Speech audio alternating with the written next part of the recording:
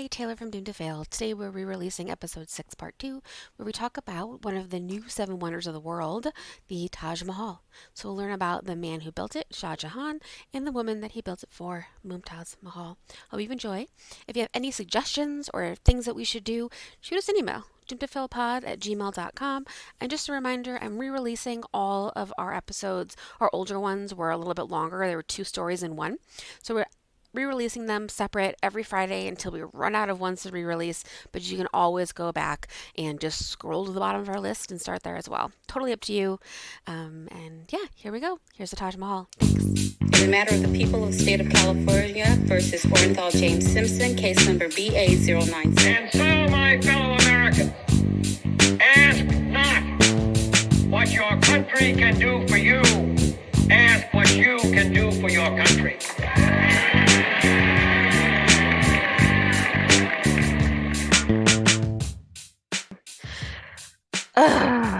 Cool. Well, thanks.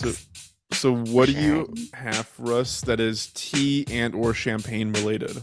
It's mostly tea related. But I know I've talked about how I definitely don't want to do just like Western history and like white people.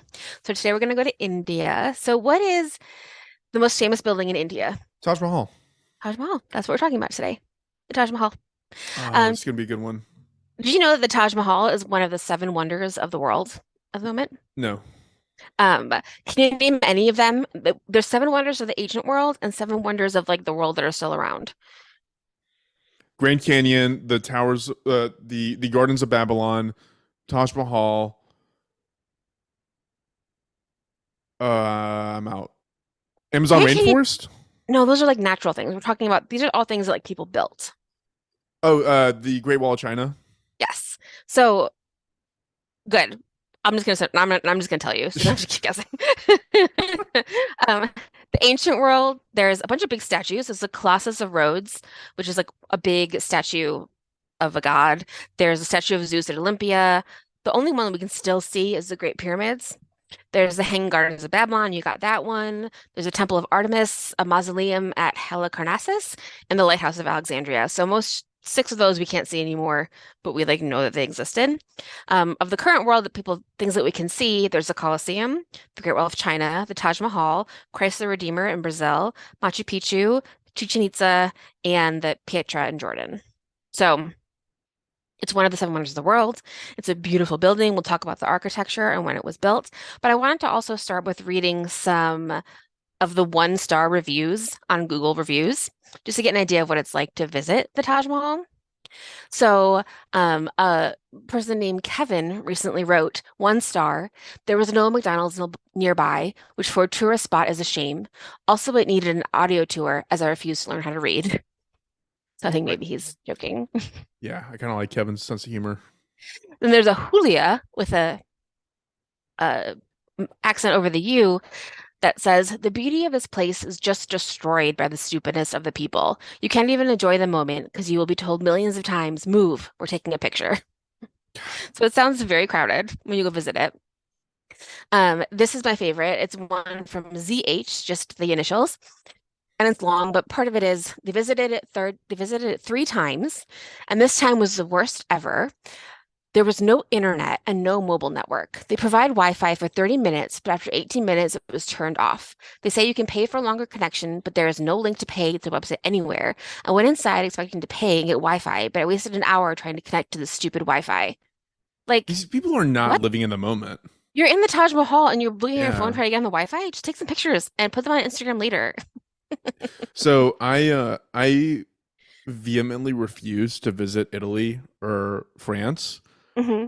Okay. because I know that the Italy thing is probably weird to you, but I mean, it's because both those are weird, but continue.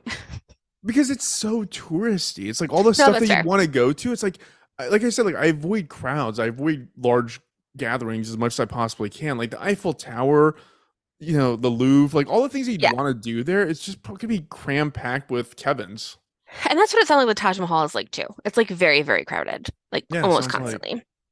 But you know who else gave a positive review of the Taj Mahal is Eleanor Roosevelt. She went to visit it in the 1950s. And so Eleanor said, I think of all the things I've seen in the world, this is the most perfectly proportioned.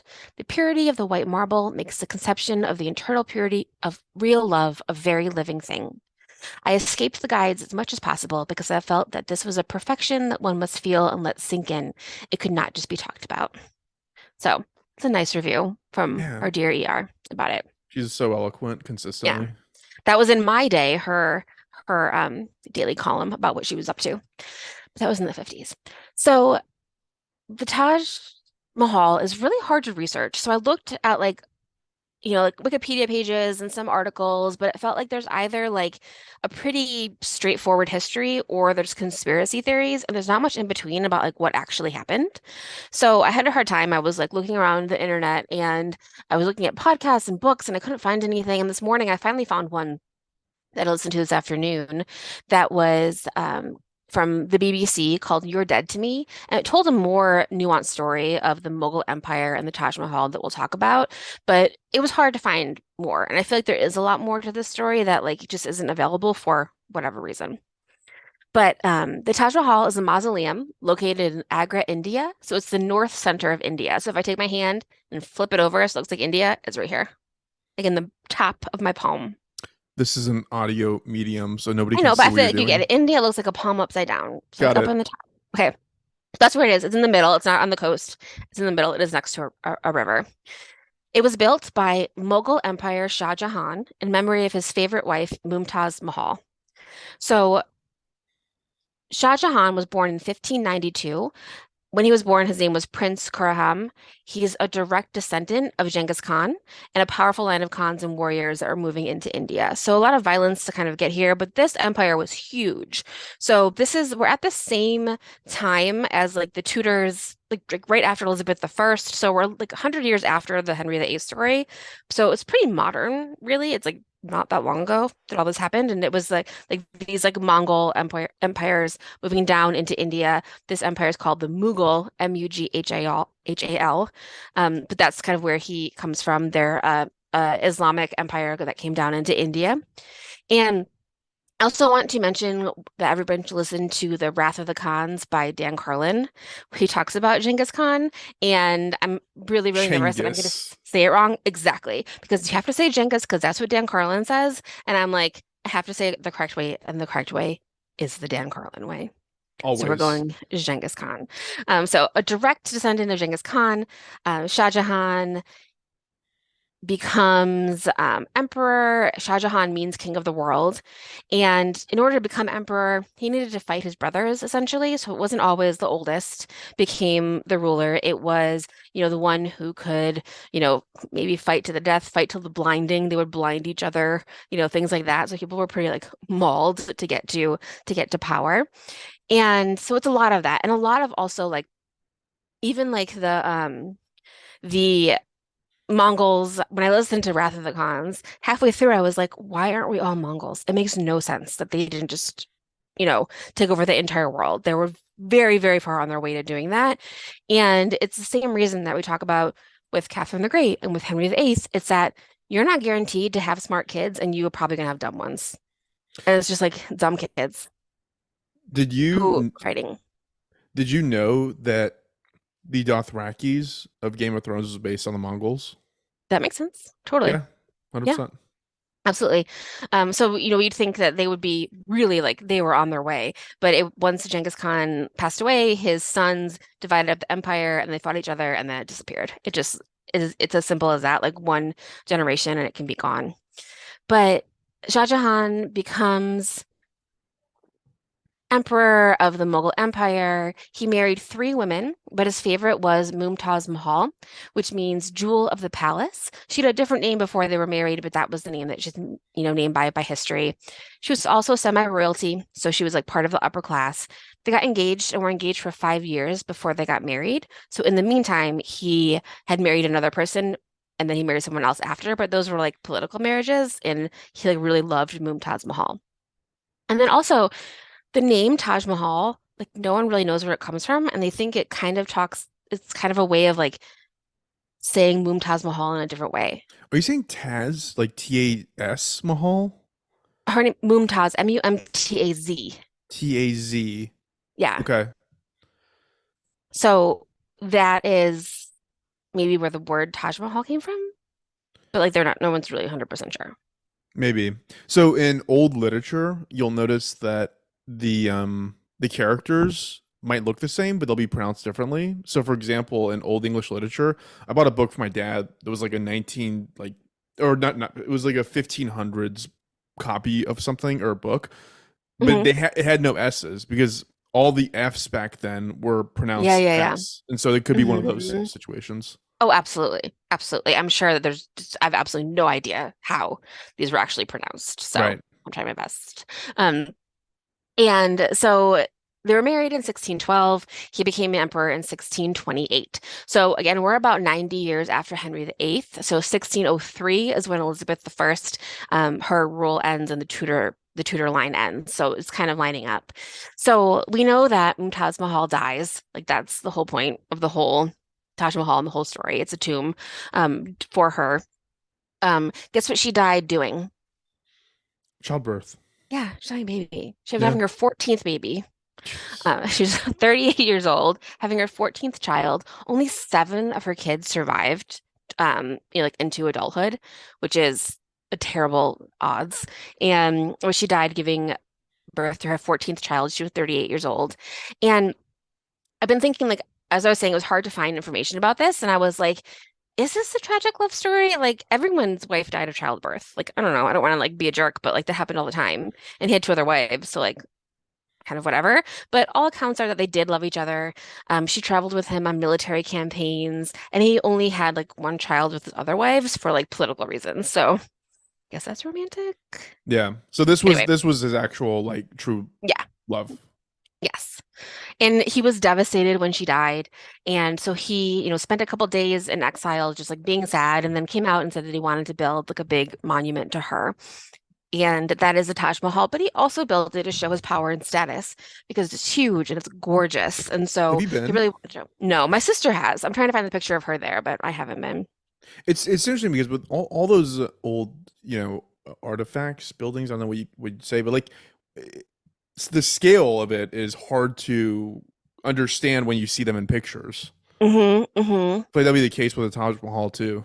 Yeah, absolutely. I think I'm gonna talk about that in a little bit because I have some, stats on what it looks like and like kind of where it is in the city. But it took 22 years to build.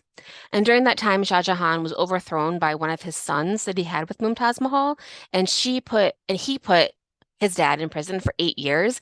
But when Shah Jahan died, he did get to be buried in the Taj Mahal as well. So his life didn't end as like in like supreme power, but his son it did let him get buried, next to his beloved wife. So I'll talk about conspiracy theories in a little bit, but some things that I found that aren't like verified, but they're not controversial. So like they could be true and doesn't matter. So I heard it cost, if you converted it to today's money in dollars, it cost $1 billion to build. So it was like super, best of the best of everything.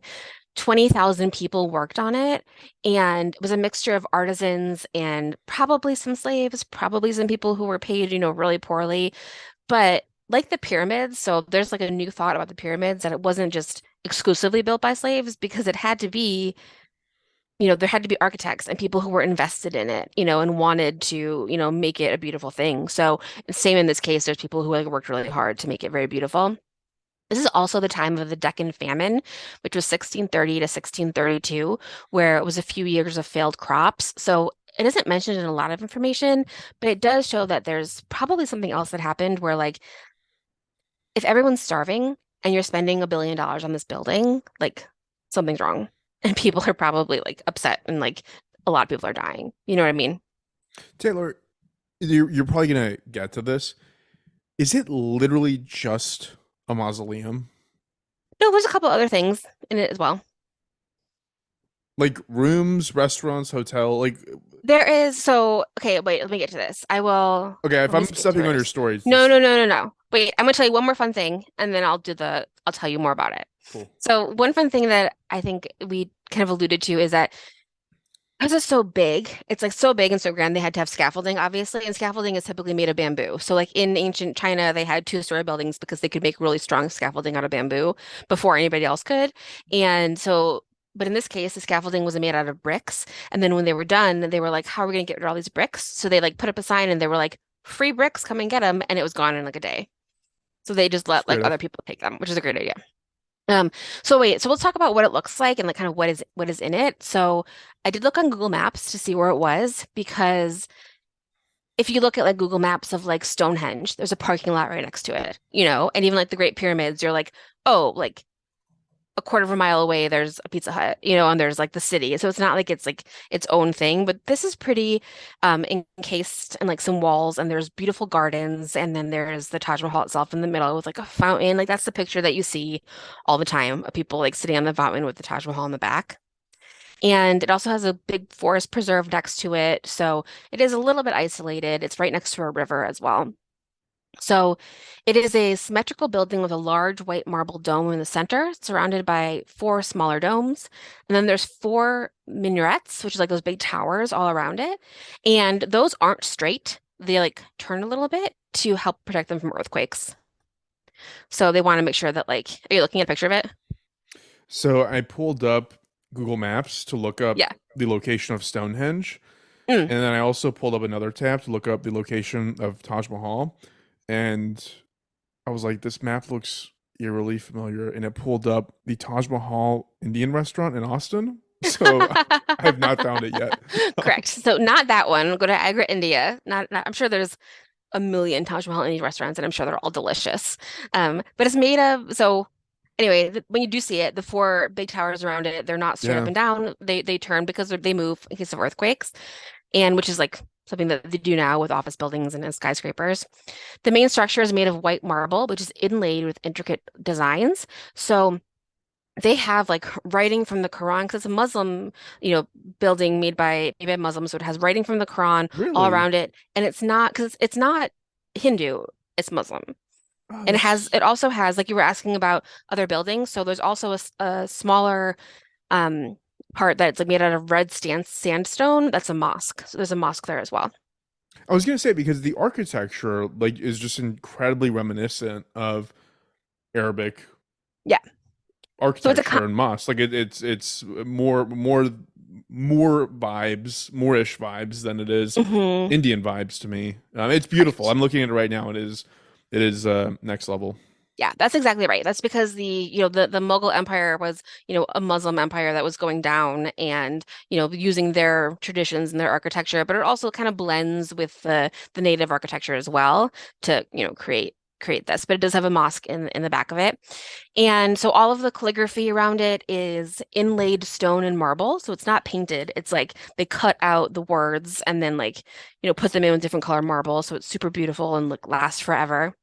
Um, in accordance with Muslim law, no animals or humans are carved in the Taj Mahal, so it's just like vegetation and words, which I think is interesting because when you go to like the Vatican, you see like 7,000 images of people like doing crazy things, and it's just like people everywhere. But in Taj Mahal, it's not people, it's just like the earth and then the words. So it is a blend of Indian, Persian, and Islamic styles. The symmetry is a big part of the design. So, like the middle tower, the four towers, and the four minarets around it. The it's also you're not supposed to have like a really fancy tomb in the Muslim belief system. So Shah Jahan and Mumtaz are actually buried underneath the Taj Mahal in like a very simple room. And there's like a fake sarcophagus above them where they're not buried. That's like part of like the more intricate part of it. Interesting. Um, so some other cool things is it changes color during the day. Like not really, but like the way the sunlight is It's on it, it pink, always right? looks It turns different. pink. It turns pink, yeah, Yeah. which is cool. And you can actually book a tour during the full moon as long as it isn't Ramadan, but I'm sure that's beautiful as well because the full moon would be like super bright and you would see it. Um, Taylor, can I interject one piece? yes. So growing up, like I hadn't really gone to like Muslim funerals because like I wasn't really raised religious, right? Like it wasn't really a thing in my family.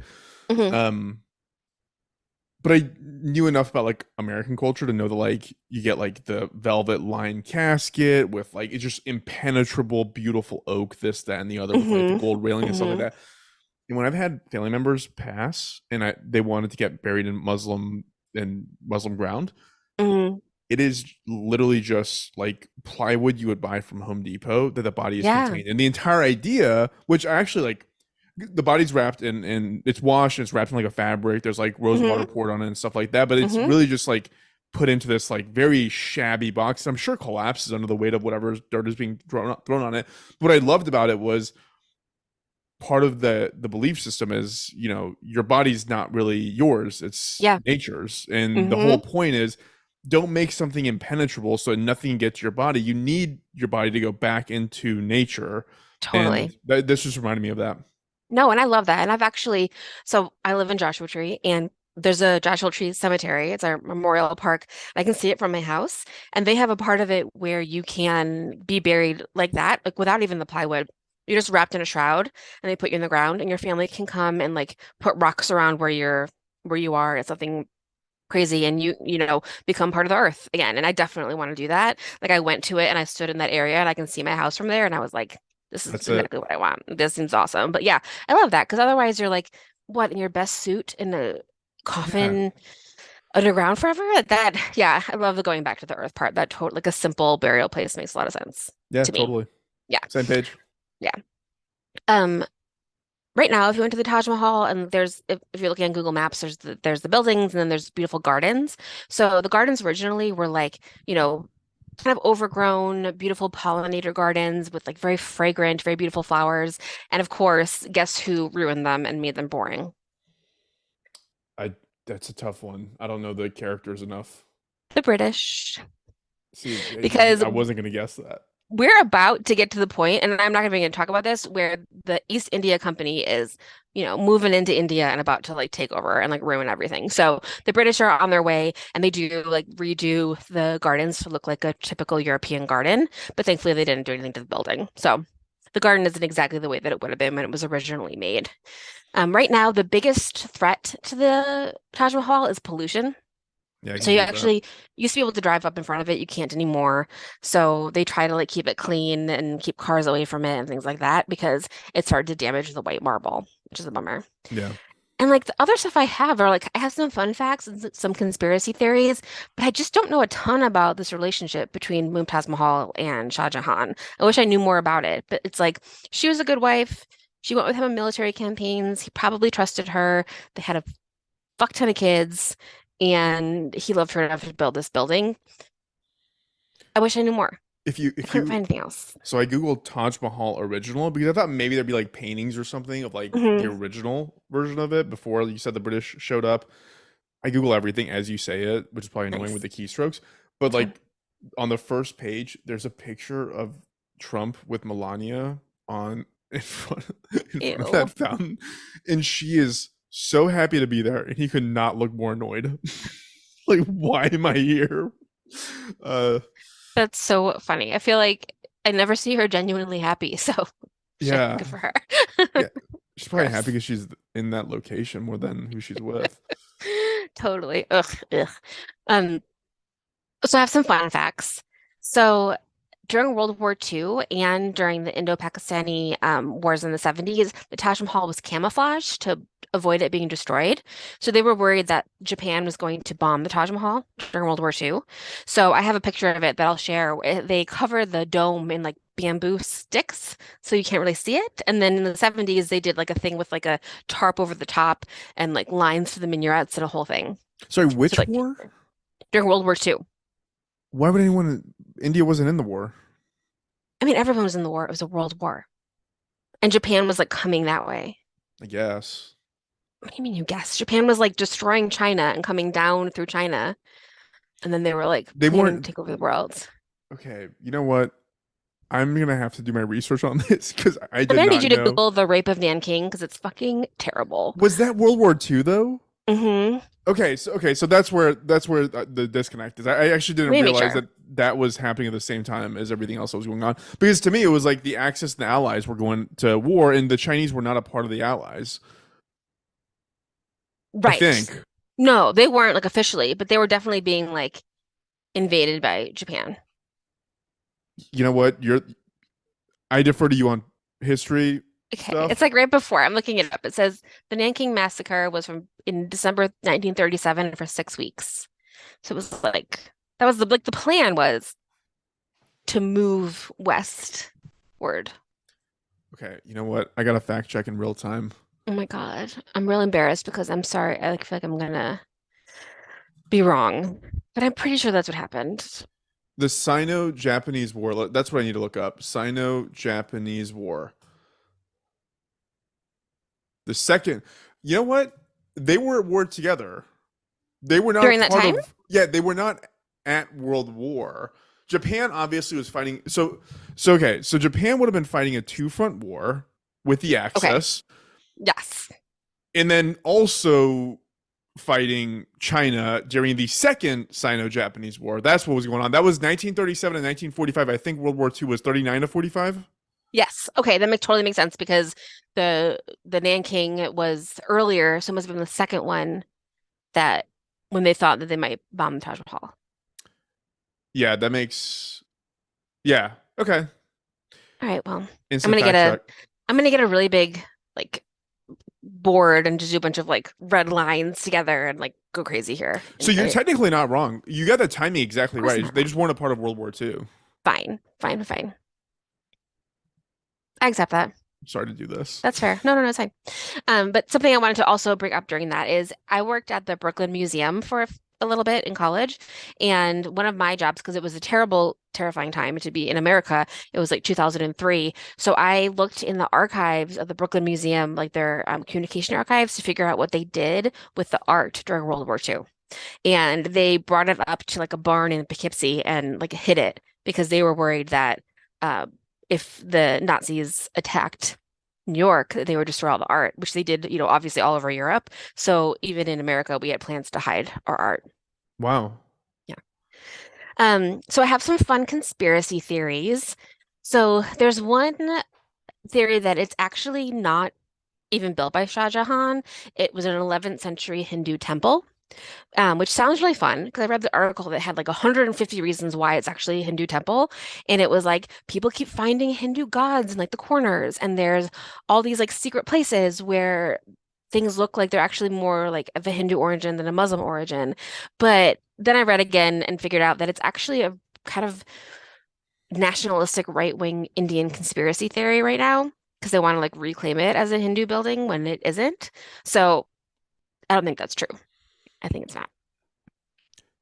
You don't associate nationalism. Of course, every country has nationalists. Of course they do. No, I know. I thought that too. And I was like, a right-wing conspiracy theory, what could that be? I was like, oh, it's like a nationalistic conspiracy theory trying to be like, oh, it's like a pure, Indian place when Yeah. it's not, but it's from a part in history that like is super important.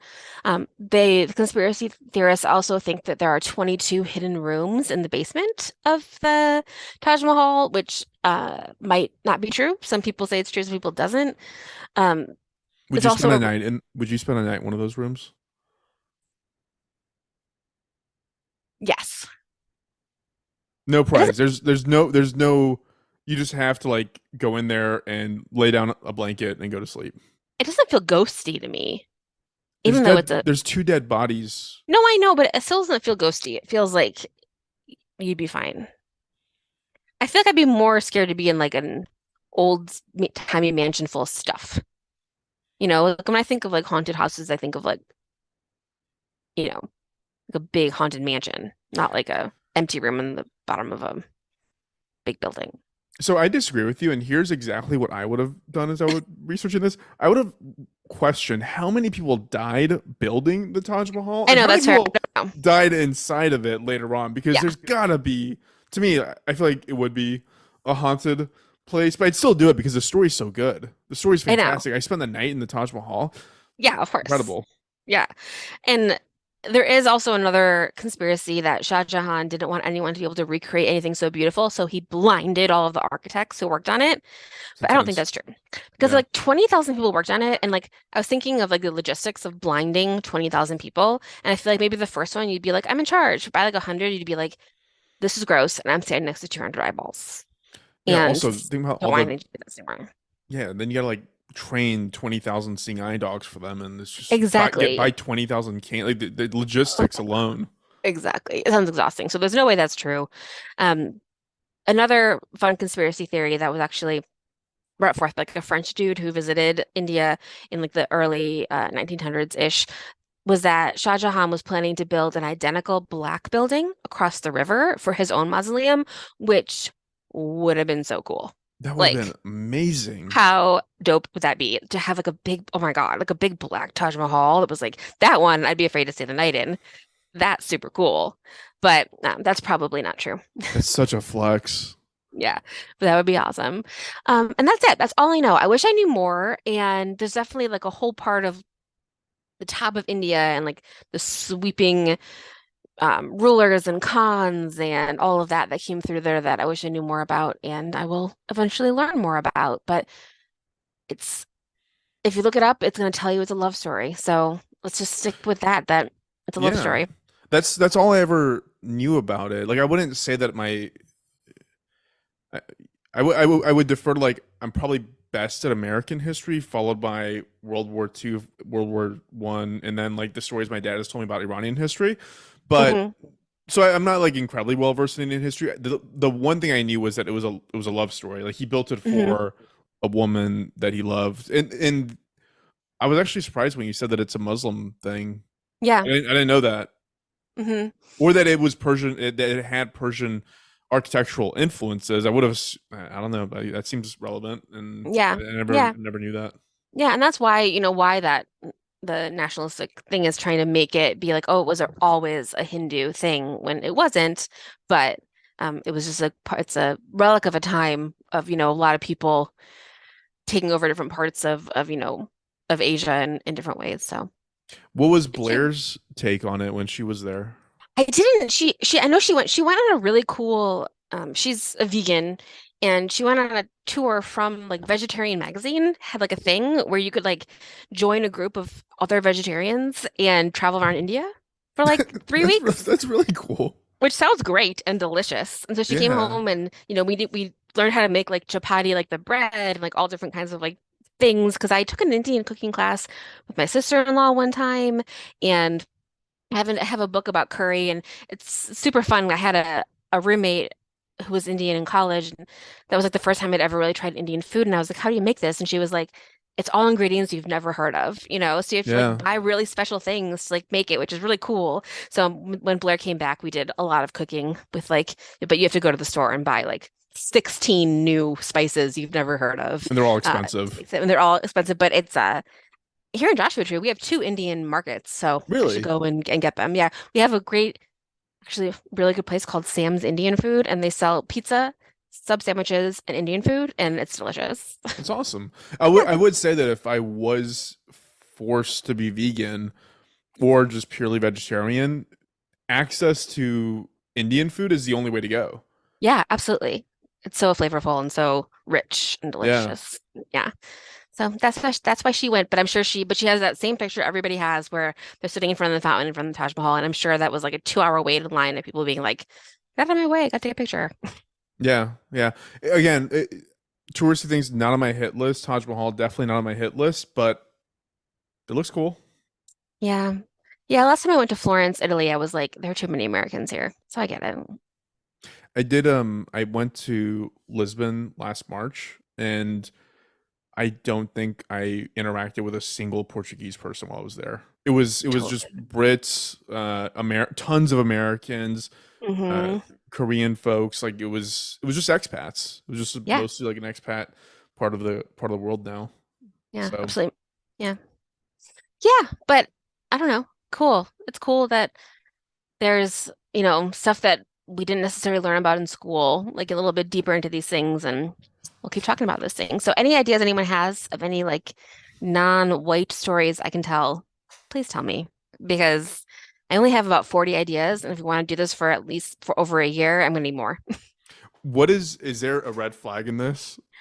I feel like the part that I think could possibly be the red flag is building the building in general. Like, why did he have to do that?